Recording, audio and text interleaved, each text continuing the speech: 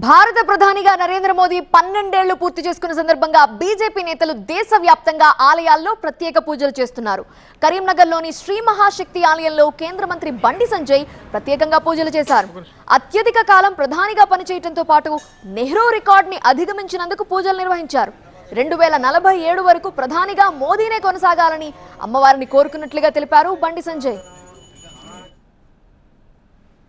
4399 రోజులు ఇవాళ పూర్తి చేసుకొని నెహ్రూ రికార్డును అధిగమించి ఇవాళ ముందుకు సాగుతున్న తరుణంలో దేశవ్యాప్తంగా ఒక పండుగ వాతావరణం. ప్రజలందరూ కూడా స్వచ్ఛందంగా ఇవాళ అన్ని దేవాలయాల్లో ఇవాళ పూజలు అర్చనలు ఆరతులతోని ఇవాళ పూజలు నిర్వహిస్తూ ఉన్నారు.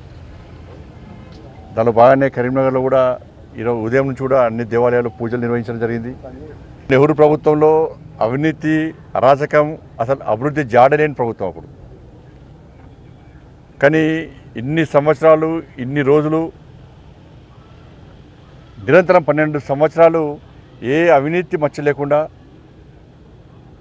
దేశాన్ని అభివృద్ధి చేసేటువంటి ప్రధానిగా ఉన్నటువంటి నరేంద్ర మోడీ గారికి నిండు నూరేళ్ళు ఆయురారోగ్యాలు అందించాలని చెప్పి ఆ అమ్మవారిని వేడుకోవడం జరిగింది.